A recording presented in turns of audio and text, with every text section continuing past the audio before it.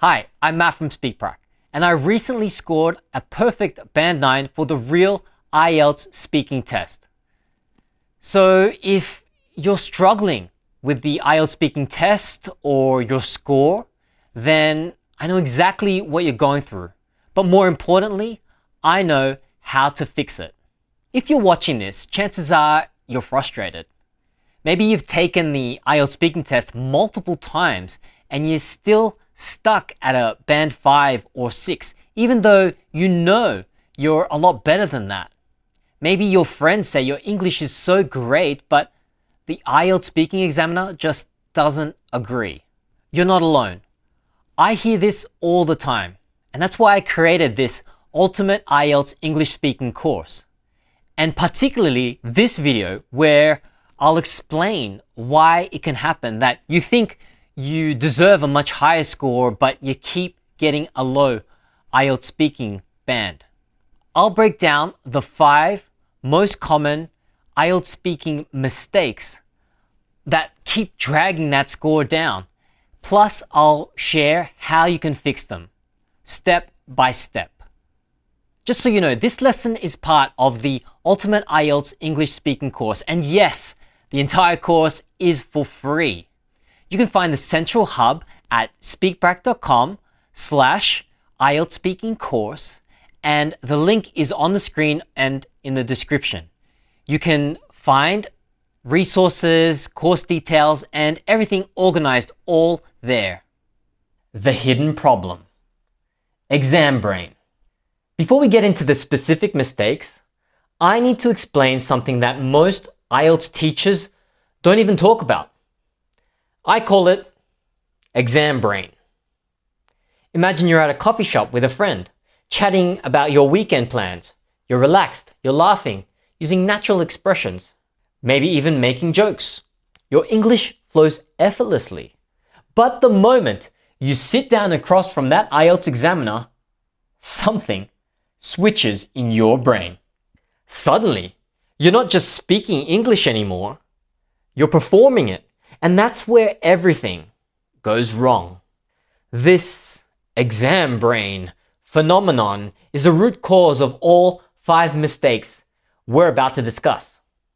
It's like your brain decides that normal, natural English isn't good enough for the test, so it tries to create this artificial, test-worthy version of English. But here's the thing. The examiners don't want artificial.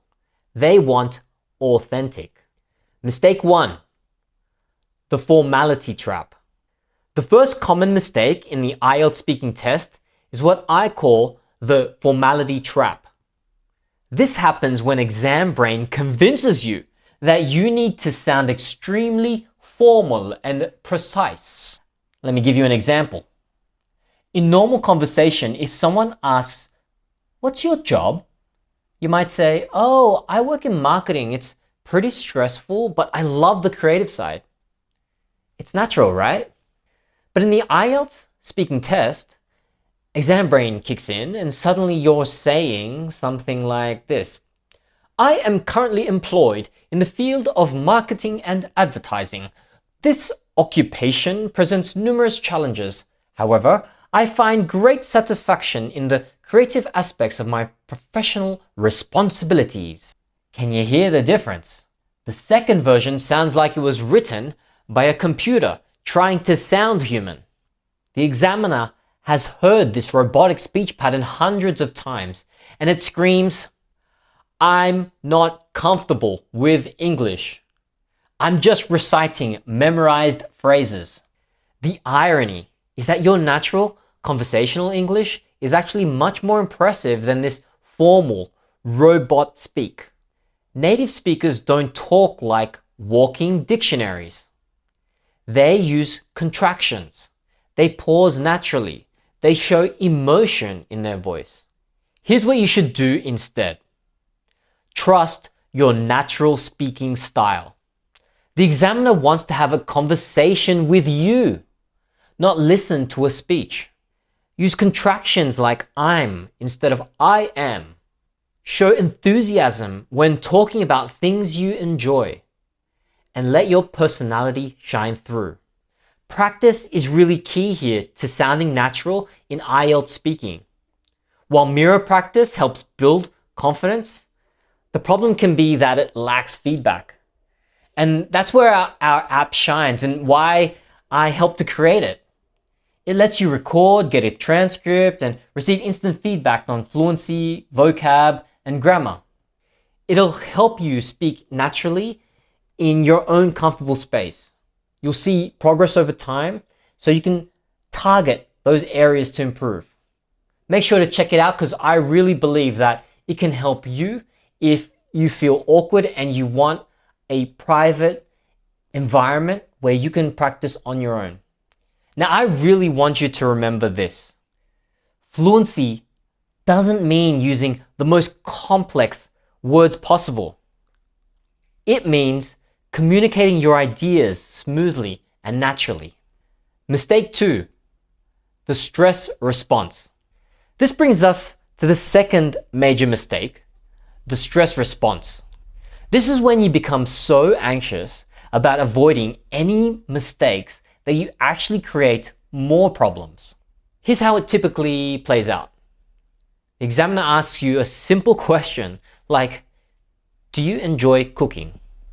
But instead of giving a quick, natural response, your exam brain starts overthinking everything. You're mentally checking your grammar, searching for impressive vocabulary, making sure your pronunciation is crystal clear.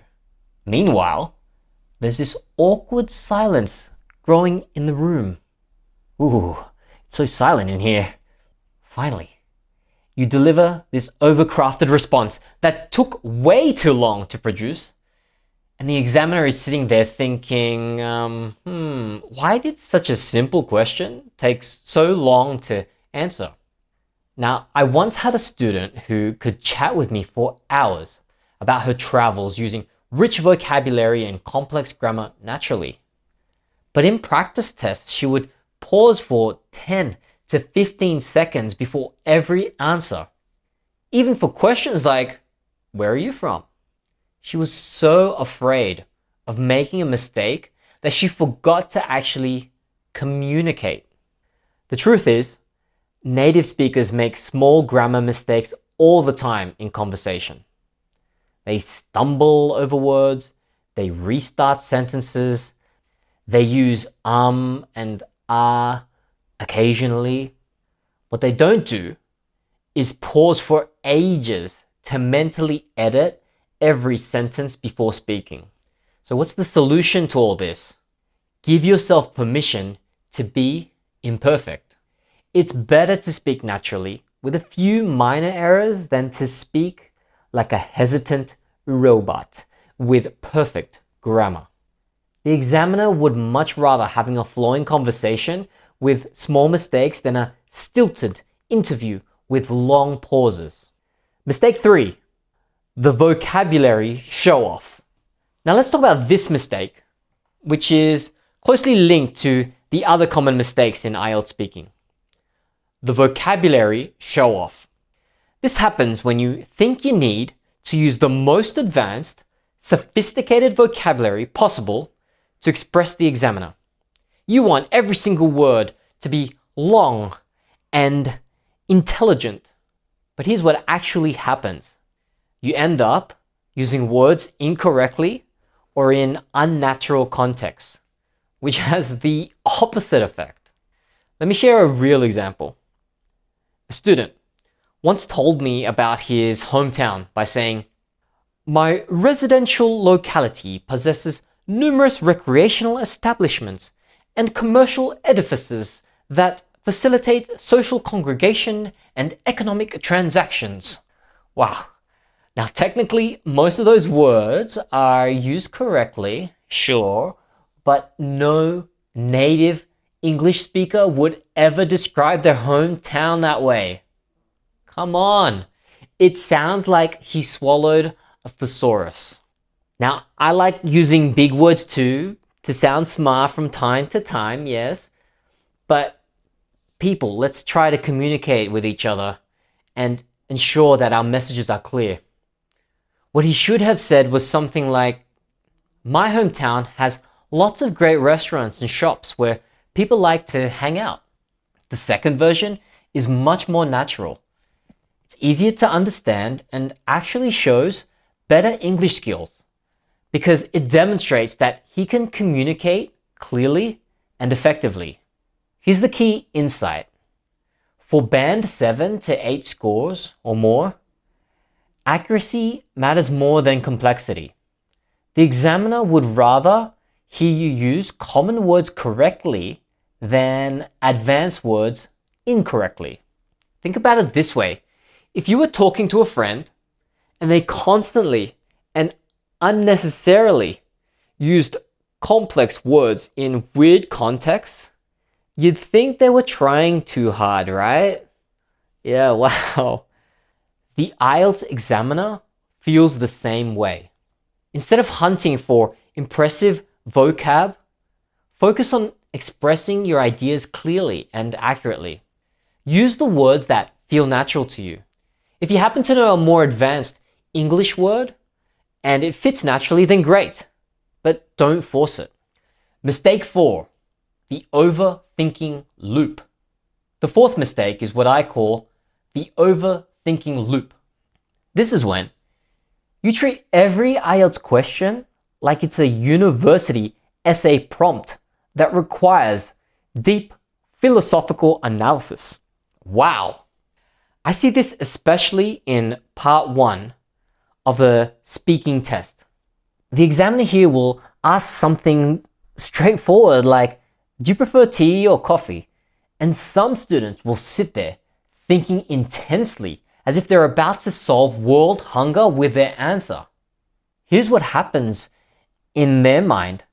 Okay, this question, it seems too simple. There must be a deeper meaning here. Maybe I should discuss the cultural significance of both beverages, or analyze the health benefits, or create a complex comparison of flavor profiles. Meanwhile, the examiner is just waiting for a simple, natural response like, I'm definitely a coffee person. I can't function in the morning without my cappuccino. I do enjoy tea sometimes in the evening though. It's more relaxing. The IELTS speaking test isn't measuring how intellectually deep your answers are. It's measuring how well you can communicate in English. A simple, fluent, natural answer will always score higher than a complex, overthought response that takes forever to deliver. This is especially important in part 1, where the questions are made to be conversation starters, not debate topics. The examiner wants to see that you can engage in casual small talk, the kind of chat you might have with a colleague by the coffee machine or an acquaintance at the bus stop. Here's a practical tip. If you find yourself thinking for more than 2 to 3 seconds about a part 1 IELTS speaking question, then you're overthinking it. Go with your first instinct and expand naturally as you speak. Mistake 5, the robot voice. The final mistake is the robot voice. This happens when you become so focused on pronouncing every single word perfectly, clearly, that you actually sound unnatural and you miss the bigger picture of pronunciation. Students with this robot voice problem speak very slowly and clearly, making sure every word is perfectly pronounced. They think this sort of speaking will get them a high pronunciation score, but it actually does the total opposite. Here's why. Real English pronunciation isn't about individual word clarity. It's about rhythm, flow, stress patterns, and intonation. When you speak unnaturally slow and clearly, you lose all of those natural features. Think about how native English speakers actually talk. They link words together. They stress important words while quickly passing over less important ones. Their voice goes up and down naturally. This is what the examiner wants to hear, not word by word pronunciation that sounds like you're reading a shopping list. I had a student who was so focused on clarity that he pronounced every syllable equally, making comfortable sound like comfortable instead of the natural comfortable. His pronunciation of the individual sounds in the word was perfect, but he sounded robotic. Instead of focusing on crystal clarity, work on natural speech patterns.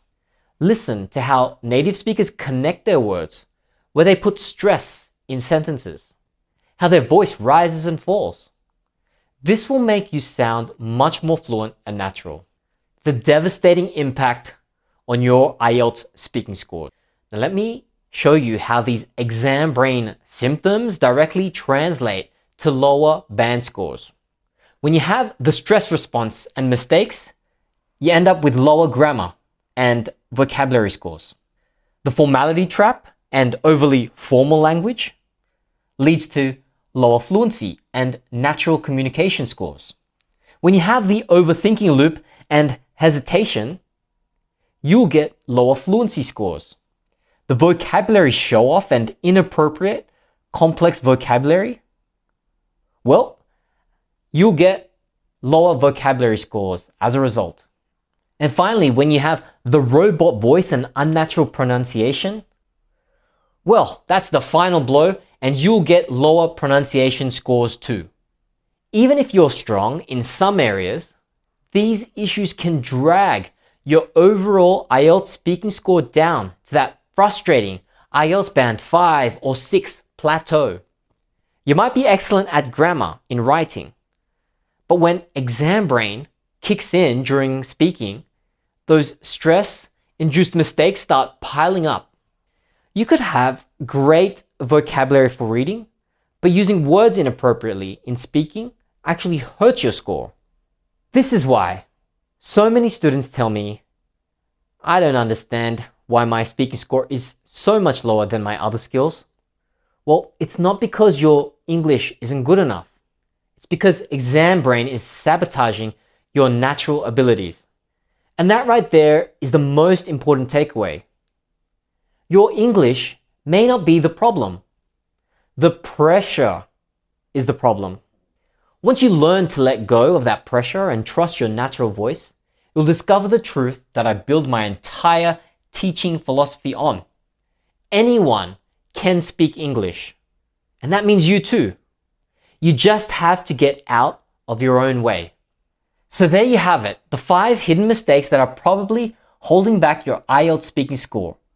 The stress response, formality trap, vocabulary show-off, the overthinking loop, and the robot voice. The common thread of all of these is they all come from exam brain.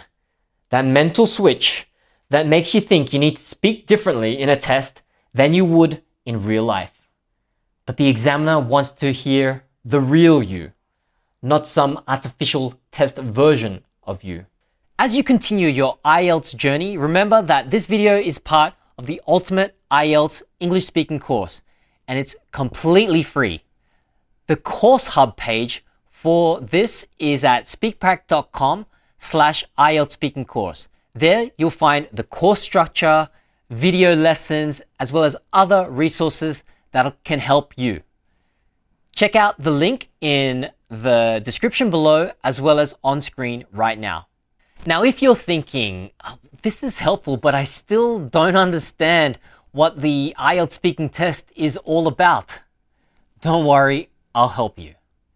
In my next video, I'll share what the IELTS speaking test is, how it's structured, and what IELTS speaking examiners are really looking for. You can't truly avoid those common mistakes without understanding what the test is designed to measure in the first place.